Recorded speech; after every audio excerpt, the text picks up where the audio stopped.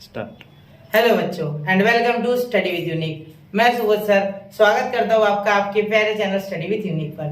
देखिए बच्चों, हम आज शुरू करने जा रहे हैं चैप्टर 6 लाइंस एंड प्लेन, जो कि 12th standard part 2 Maharashtra state board के सिलेबस के हिसाब से चालू करने जा रहे हैं। ठीक है, अब देखिए बच्चों, हमने इसके पहले 5th चैप्टर जो था वेक्टर्स वो पूरा कवर कर लिया है, और इस चैप्टर को पढ़ने से पहले आपको वेक्टर्स आना ही चाहिए। ठीक है, एटलीस्ट आपको वेक्टर का बेसिक्स हर एक्सरसाइज के बारे में कुछ ना कुछ इन्फॉर्मेशन होनी चाहिए, तभी आप लाइंस एंड प्लेन्स में कदम रखो। वरना मैं बोल रहा हूँ अभी वीडियो बंद कर दो और वेक्टर पहले देखो। वेक्टर भी इसी चैनल पे अपलोडेड है, इसके पहले का ही चैप्टर है, आपको सिर्फ इतना सर्च करना है स्टडी विद यूनिक वेक्टर्स, बाकी सब आ जाएगा। क्लियर, सारे टॉपिक्स, सारा जो बेसिक्स है वेक्टर का, और साथ में सारे एक्सरसाइजेस का एक एक क्वेश्चन, ठीक है, वो सारे टाइप के क्वेश्चन हमने कवर कर लिए। वो पूरा प्लेलिस्ट तैयार है, आप वो देख सकते हैं। उसके बिना लाइंस एंड प्लेन्स देखने का कोई फायदा नहीं होने वाला। ठीक है, तो ये उसी का एक आगे का बड़ा भाई है, ऐसे समझ सकते हैं। ठीक है, अब यहाँ हम क्या क्या सीखने वाले हैं। पहले तो लाइंस एंड प्लेन्स की जो 6.1 एक्सरसाइज है उसके बारे में ही मैं पूरी बात करने वाला हूँ इस बेसिक्स में। ठीक है, इस वीडियो में 6.1 का पूरा बेसिक दे दूंगा।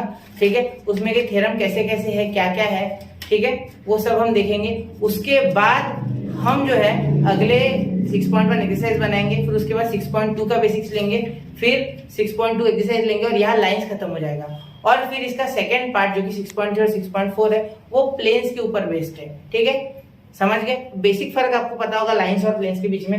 लाइन कुछ इस तरीके से होती है बेटा, ठीक है, लाइंस कुछ इस तरीके से होती है, और प्लेन इस तरीके से होता है जो कि क्लोज होता है। ठीक है, ये हो गया प्लेन। ठीक है, जैसे कि आपकी जो नोटबुक है वो क्या है, प्लेन है, लेकिन आपका ये जो मार्कर है, मेरा ये मार्कर है, ये क्या है, लाइन है। देखो यहाँ से ये लाइन है। ठीक है, तो लाइंस एंड प्लेन्स में बेसिक डिफरेंस होता है। क्लियर, अब हम बढ़ते हैं लाइंस एंड प्लेन्स के बेसिक्स के 6.1 एक्सरसाइज पर। ठीक है, उसका 6.1 का जितना भी बेसिक है वो हम अब कवर करने जा रहे हैं। सबसे पहले एक्सरसाइज 6.1 का बेसिक कवर करेंगे। क्या करेंगे, एक्सरसाइज 6.1 का बेसिक्स। ठीक है, अब यहाँ मैं आपको सबसे पहले ये बताना चाहूंगा कि यहाँ दो तरीके से हम एक लाइन का इक्वेशन बनाएंगे। ठीक है, अगर उससे कोई एक लाइन पैरेलल हो, या अगर 3 पॉइंट्स कोलिनियर हो तो चलिए आप शुरू करते हैं हमारा 6.1 का बेसिक्स का पहला जो प्रूफ है उसे लेते हैं। तो अब बढ़ते हैं बच्चों थ्योरम 6.1 की ओर। देखो, जो थ्योरम 6.1 है बच्चों वो कुछ इस तरीके से है कि इसमें आपको 3 कोऑर्डिनेट एक्सिस निकालने। ठीक है, ऐसे। क्लियर, अब देखो यहाँ आप इस तरीके से एक लाइन निकालोगे। ठीक है, इसे बोल दो आप लाइन एल। ठीक है, ये हो गया आप एक्स, ये हो गया वाई, और ये हो गया जेड। ठीक है, अब देखो क्या बोला गया है, थ्योरम का नाम क्या है, देखो, equation of a line passing through a given point and parallel to the given vector. ठीक है, यहाँ हमने क्या अज्यूम किया है, देखो यहाँ रिजल्ट हमें ये चाहिए याद रखना। ठीक है, यहाँ हमने क्या बोला कि कोऑर्डिनेट एक्सिस से, ठीक है, किसी पॉइंट ए के थ्रू पास हो रही है एक लाइन एल, ठीक है, फॉर एग्जांपल लाइन एल पास हो रही है। ठीक है, तो पॉइंट आप यहाँ ले लो, ये हो गया आपका पॉइंट ए। क्लियर, समझ गए यहाँ तक? ठीक है, अब इसी के ऊपर आप एक पॉइंट ले लेना जिसका नाम है पी। क्या नाम है, पी। क्लियर, इसे थोड़ा नीचे कर लेना क्योंकि हमें और एक लाइन बनानी है। अब यहाँ आप और एक लाइन ले लो जिसका नाम होगा बी। जमना नहीं सर, बंद करें। तो बच्चों अब हम थ्योरम 6.1 लेने जा रहे हैं। ठीक है, जो कि 6.1 का बेसिक्स है, थ्योरम 6.1, 6.2, 6.3, 6.4, ऐसे 4 थ्योरम से पहले 6.1 कवर कर रहे हैं। इसमें हमें क्या करना है, देखो पहला इसमें देखो equation of a line passing through a given point and parallel to the given vector. मतलब ऐसी एक लाइन, देखो पहले 3 कोऑर्डिनेट एक्सिस हमें बनानी है इसमें। ठीक है, एक एक्स, एक वाई और एक जेड। ठीक है, अब एक लाइन एल अज्यूम करो जो कि पास हो रही है एक पॉइंट ए से। ठीक है, और यहाँ एक पॉइंट ले लो पी। ठीक है, अब देखो हो क्या रहा है एक्चुअली कि हमें ये बोलना है कि इस ए पॉइंट से, क्या बोला गया, ए पॉइंट से एक लाइन एल पास हो रही है। ठीक है, जो कि पी से भी जा रही है। ये पी हमने 1 से लिया, ये पी हमने 1 से लिया क्योंकि हमें थ्योरम प्रूफ करना है इसलिए। ठीक है, वरना थ्योरम प्रूफ नहीं होगा। और एक लाइन यहाँ से जाएगी जिसका नाम है बी, जो कि पैरेलल है इस एपी को, ये बी। ठीक है, ये एपी को क्या है, पैरेलल। ये बी जो है एपी को क्या है बच्चों, पैरेलल। ये वाई सर्कल लो, समझने में आसानी होगी। ठीक है। ये लाइन एल को पैरेलल है बी, एपी को भी बोल सकते हैं, कोई इसमें टेंशन नहीं, ठीक है। और ये आपको इस तरीके से जोड़ देना है, ठीक है। ये इसको आप इस तरीके से जोड़ दो, क्लियर, यहाँ तक समझ गए। अब बोला गया है the vector equation of a line passing through A, ठीक है, and parallel to the vector B, and parallel to the vector B is equal to R, ठीक है, is R is equal to A plus lambda B. अब ये lambda क्या है? Lambda is any scalar, देखिए यहाँ लिख देता, लैम्बडा इज स्केलर। क्या है ये? स्केलर है। क्या है? स्केलर। इसको आप स्केलर बोल सकते हो, ये स्केलर है। स्केलर यानी कोई भी कांस्टेंट है, कोई भी कांस्टेंट है, 1 2 3 4 5 6 7 8 9 10, कोई भी, ठीक है, कोई भी कांस्टेंट है। क्लियर, इतना समझ गए? चलो माइनस में भी हो सकता है, वैसा कुछ नहीं, पॉजिटिव होना चाहिए। क्लियर, इतना क्लियर हो गया आपको। वैसे स्केलर के बारे में मैंने आपको ऑलरेडी पिछले वेक्टर्स में बता दिया, अगर लेकिन कोई अगर नया है तो उसे बता दूं कि स्केलर यानी कोई भी नंबर 1 2 3 4 5 6 -1 -2 एनी इंटीजर। क्लियर, समझ गए? इंटीजर यानी कुछ 7/3 चलेगा नहीं, वो भी रैशनल नंबर में, ठीक, कोई इशू नहीं, ठीक है।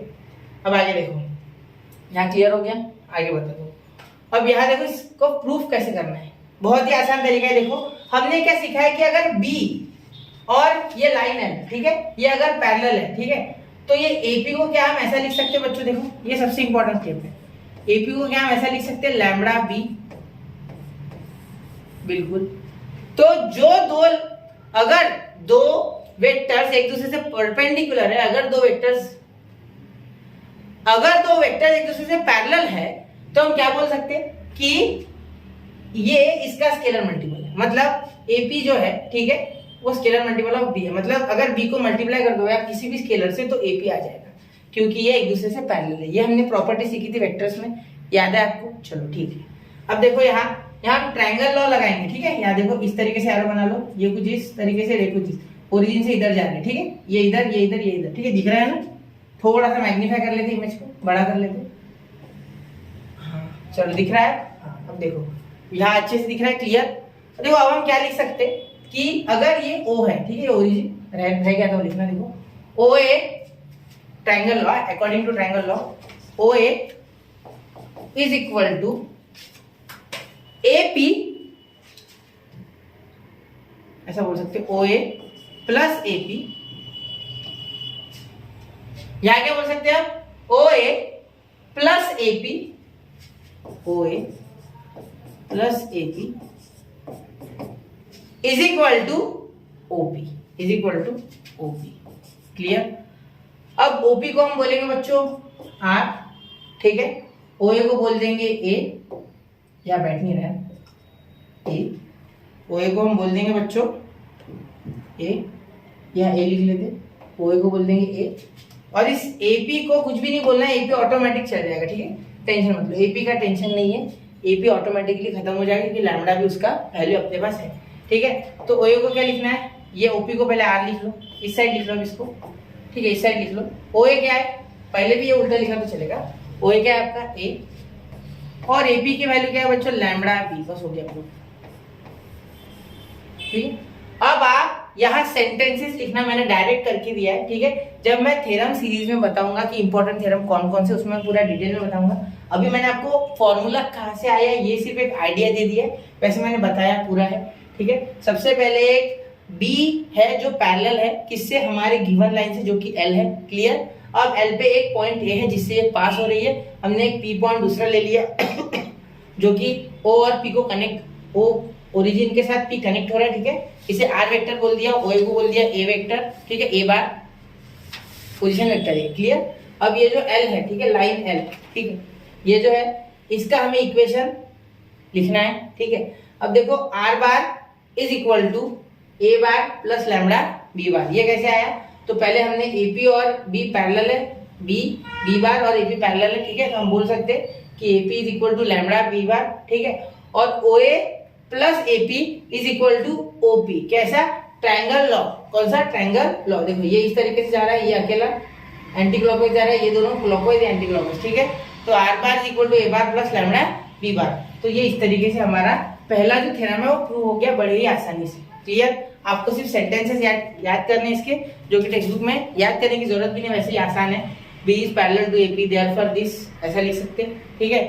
According to triangle law, O A AP OP तो ये लिख सकते सीधा सीधा और फिर ये रिप्लेस करके हो गया आपका आंसर। ठीक है, इसे कहते हैं बच्चों पैरामेट्रिक फॉर्म। आपकी जानकारी के लिए बता दूं, इसे कहते हैं बच्चों पैरामेट्रिक फॉर्म। क्लियर? जो जो इंपॉर्टेंट है वो बीच बीच में बताते रहूंगा, लेकिन अभी ये सुन लो कि इसे पैरामेट्रिक फॉर्म कहते हैं। क्या कहते हैं बच्चों? Parametric form. तो यहाँ ये पहला जो हमारा 6.1 थ्योरम था वो खत्म हो गया। अब अगले पे जा रहा हूँ मैं। चलिए स्क्रीनशॉट निकाल लीजिए, काम होगा तो अगले पे चल रहे। ठीक है, आपको सिर्फ इतना याद करना है, बाकी कुछ नहीं फिलहाल तो, कम से कम एक्सरसाइज के लिए। चलिए चलते आगे। चलो ठीक है, देखो अगला। अब अगला 6.2। अब ये थ्योरम 6.2 है जो पिछले पे ही डिपेंड है। ठीक है, उसमें कोई दूसरा कोई फर्क नहीं है, सिर्फ हमें इसे कार्टेशियन फॉर्म में लिखना है। सेम टू सेम ऐसे बना लो। क्लियर? इसे बोल दो ओरिजिन, इसे बोल दो एक्स, इसे बोल दो वाई, इसे बोल दो जेड। ठीक है, ये क्या हो गया बी। अब याद ही हो गया ना सब। अब एल, ये ले लो ए, ये ले लो P. Clear? Same to same ही था। ठीक है, वैसे का वैसा। अब ये इधर, ये इधर, ये इधर, ये इससे पैरेलल है। ठीक है, अब देखो बच्चों, अब यहाँ हमने क्या बोला था? Equation, the Cartesian equation of a line passing through x1 y1 z1, ये आपको लिखना है। तो ये उसका कार्टेशियन इक्वेशन। ठीक है, ये हमें प्रूफ लाना है। क्लियर? अब यहाँ एक चीज देखना कि हमने वेक्टर्स में क्या ऐसा कुछ देखा है? याद करो थोड़ा। ठीक है, समझ रहे हो? चलो अब देखो, यहाँ आपको क्या करना है? Direction ratios. ठीक है, डायरेक्शन रेशियोज। अब पी के कोऑर्डिनेट्स क्या है बच्चों? देखो मैं बता दूं, पी के कोऑर्डिनेट्स है x, y, z। ठीक है, पी के कोऑर्डिनेट्स। और ए के क्या है? x1, y1, z1। ठीक है, अब ये जो l है इसके डायरेक्शन रेशियोज क्या है? देखो डायरेक्शन रेशियोज ऑफ l है a, b और c। ठीक है, अब यहाँ अगर आप ये प्रूफ करना चाहो तो बड़े आसानी से हो जाएगा। ठीक है, ये देखो, ये जो डायरेक्शन रेशियोज ये l के होंगे वो सेम टू सेम b के होंगे। ये सेम टू सेम b के होंगे, हो या नहीं? हाँ बराबर, क्योंकि पैरेलल जो लाइंस होती है, पैरेलल जो वेक्टर्स होते हैं, उनके डायरेक्शन रेशियोज या तो प्रोपोर्शनल होते हैं या तो सेम टू सेम इक्वल होते हैं। क्लियर? तो हम प्रोपोर्शनल लेंगे, ये प्रोपोर्शनल है। ठीक है, अब AP और ये B, ये भी पैरेलल है, सीधी सी बात है। ठीक है, तो यहाँ अगर आप डायरेक्शन रेशियोज निकालना चाहे इसके, किसके? ये AP के, तो कैसे निकलेंगे? देखो x माइनस x1, इसके डायरेक्शन रेशियोज AP के डायरेक्शन रेशियोज। ठीक है, DRS ऑफ AP ठीक है, sorry, comma y minus y1। ये मैंने आपको बताया था जब मैंने वेक्टर्स का सेकेंड लास्ट की लास्ट प्रॉब्लम लिया था 5.4 का, तो मैंने आपको बताया था कि डायरेक्शन रेशियोज अगर किसी लाइन के या आपको निकालने हैं तो यहाँ के पॉइंट और यहाँ के पॉइंट में माइनस कर दो, x1 माइनस x2 करो या x2 माइनस x1 करो, आपको डायरेक्शन रेशियोज मिल जाएंगे। और जनरली हम करते हैं x2 माइनस x1, याद रखना हमेशा x2 माइनस x1 करना, x1 माइनस x2 मत करना, उससे साइन का फेरबदल हो जाएगा, वो एडजस्ट हो जाएगा, फिर भी मत करना। x2 माइनस x1 रिकमेंडेड है मेरी तरफ से।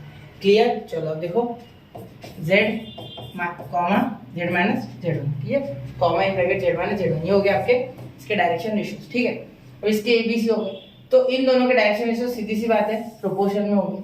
क्लियर? तो आप इसलिए लिख सकते हो कि x minus x1 upon a, इसके डायरेक्शन रेशियोज ये है, याद रखना। y minus y1 upon b is equal to z minus z1, मतलब z minus z1 upon c। Clear? Is equal to, आप अगर लैम्डा ले लोगे तो इसे कहेंगे सिमेट्रिक फॉर्म। ठीक है, लेकिन ये थ्योरम में नहीं है, थ्योरम में सिर्फ इतना है, इसे कहेंगे आप कार्टेशियन फॉर्म। क्या कहेंगे बच्चों? Cartesian form. ठीक है, याद रखो, इसे कहेंगे Cartesian form of a line passing through A and having direction ratios ABC। ठीक है, समझ गए? इसके L के डायरेक्शन रेशियोज क्या है? ABC, same to same B। ठीक है, आप चाहो तो ये लेना मत, इसका कोई काम नहीं है, फिर भी मैंने ले लिया। ठीक है, वैसे भी पैरेलल लाइन से डायरेक्शन रेशियोज क्या होते हैं? या तो प्रोपोर्शनल या तो इक्वल, और कोलिनियर के लिए भी सेम टू सेम चीज। क्लियर?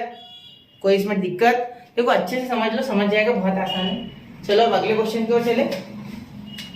ठीक है, चलते अगले क्वेश्चन की ओर। देखो चलिए आगे चलते।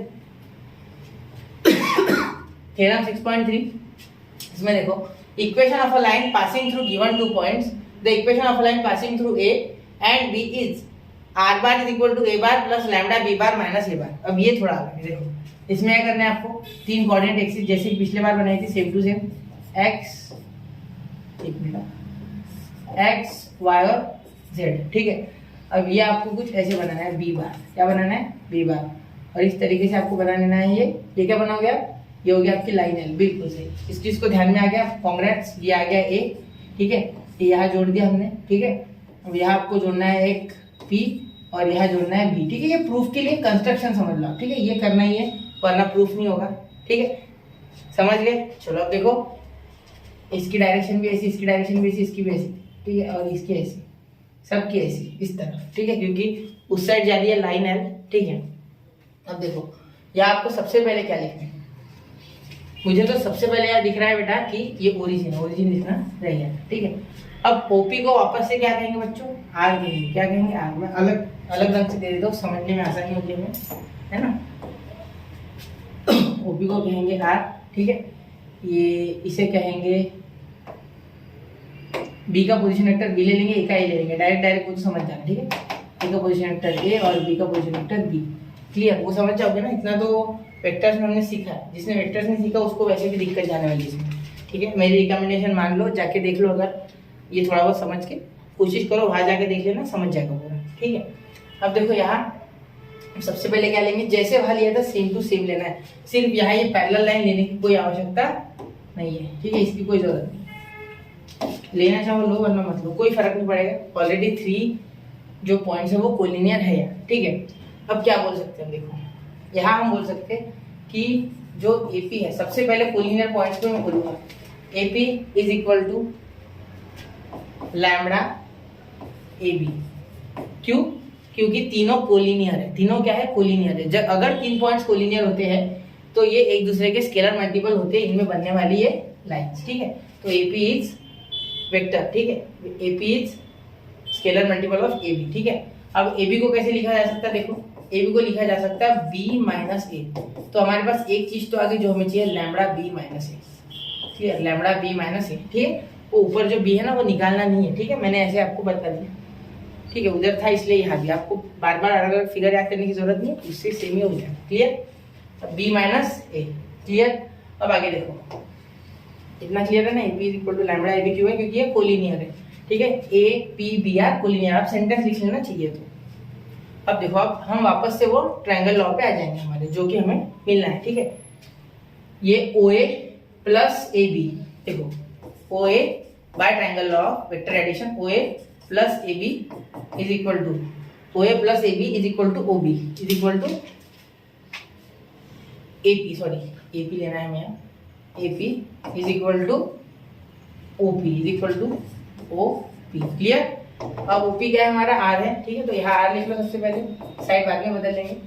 OA है हमारा A, क्या है A, और AP क्या है बच्चों, लैम्बडा AB, और लैम्बडा AB को लिख देंगे हम B माइनस ए। देखो R is equal to, side बदल लो, A plus lambda B minus A, हो गया प्रूफ। क्यों, कितना आसान था, कितना सरल है ना, कोई हार्ड नहीं है, बहुत आसान है, सिर्फ आपको थोड़ा बहुत नॉलेज होना चाहिए वेक्टर्स का, क्लियर। तो इसे भी हम इस तरीके से आराम से प्रूफ कर सकते। समझ गए आपको क्या करना है, यहाँ 3 पॉइंट ले लो पहले, ठीक है, एक को R, इसको B पोजीशन वेक्टर, इसका A पोजीशन वेक्टर ले लो। ये सब आपको सेंटेंसेस में लिखना है जब आप प्रूफ लिखोगे, ये सारे प्रूफ है, ठीक है, मैंने लिखा नहीं लेकिन ये प्रूफ ही है, समझ गया ना, ये प्रूफ है और कुछ नहीं। वो पिछला वाला भी प्रूफ था, क्लियर, पिछले 2 भी प्रूफ थे, ये भी प्रूफ है, प्रूफ दे रहा हूँ मैं आपको, सीधी सीधी बात बोलूंगा, ठीक है। देखो A, P और B कोलिनियर थे, AP और AB एक दूसरे के स्केलर मल्टीपल, क्यों, ये जरूरत के हिसाब से इधर लैम्बडा ले लिया, ये लैम्बडा इधर भी लेते तो चलता, ठीक है, उसका कोई टेंशन नहीं। लेकिन हमें AB यहाँ B माइनस ए दिख गया मुझे, तो मैंने लैम्बडा मेरे हिसाब से लिया, क्योंकि मेरा प्रूफ होना चाहिए भाई, इसलिए, ठीक है, समझ रहे हो। जैसे कि हम 10th स्टैंडर्ड या 11th स्टैंडर्ड में अपने थ्योरम अगर प्रूफ किए होंगे तो आपको ये बात पता है 100% कि हमारे हिसाब से चीजों को मैनिपुलेट करना होता है, जिससे कि जो आंसर आए वो हमें चाहिए उस फॉर्म में आ जाए, ठीक है, क्लियर। तो इसीलिए हमने ये सब मैनिपुलेशन करके लास्ट में पहले थ्योरम की तरह सिर्फ यहाँ B माइनस ए का थोड़ा सा तड़का दे दिया, और कुछ नहीं, क्लियर। चलो अब इसका कार्टेशियन फॉर्म देखना है हमें, ये एक बार इसका स्क्रीनशॉट निकाल लो, 1 2 3, मैं आगे बढ़ रहा हूँ, चलिए चलते। चलो अब क्वेश्चन नहीं, एक्सरसाइज 6.4, अब क्वेश्चन बोलने की आदत पड़ गई। देखो, Cartesian equation of a line passing through A in bracket x1 y1 z1 and B x2 y2 z2, या कॉमा नहीं है, है ना, is x minus x1 y minus y1 z minus z, same to same. वैसा हमने second वाला किया था ना 6.2, सेम टू सेम है, सिर्फ यहाँ पॉइंट्स बढ़ गए। ठीक है, ये देखो तो L का जो है वापस से मैं निकाल लूँ एक बार, ये पूरा ताम झाम आसान जाएगा।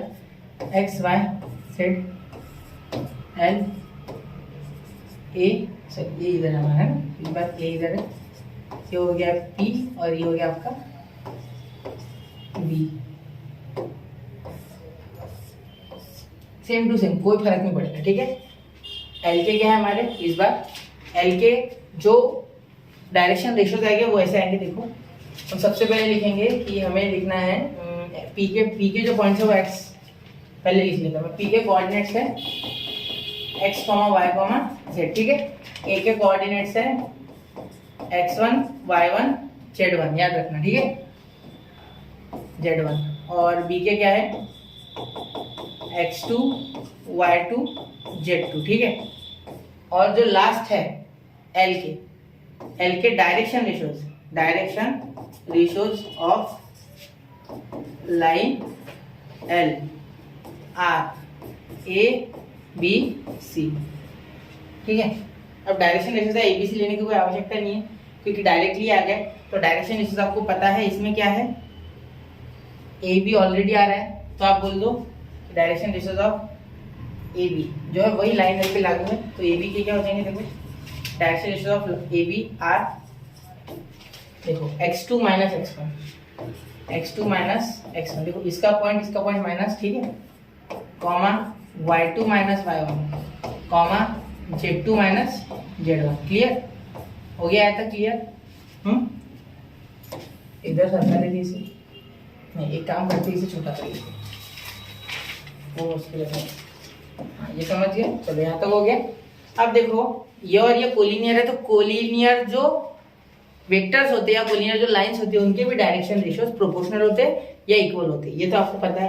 कोलिनियर और जो पैरेलल है, ठीक है, उसमें ज्यादा अंतर नहीं है वेक्टर्स में क्या होता है, देखो सुनो, वेक्टर्स में आता है हमारा कॉस थीटा। ठीक है, सीधी सी बात है।